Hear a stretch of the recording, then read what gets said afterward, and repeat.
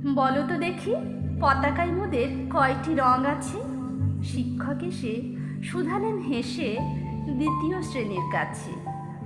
একসাথে মিলে সব ছেলে বলে চিৎকার করে জোরে, তিনটি বর্ণ রয়েছে রাঙানো জাতীয় পতাকা জুড়ে।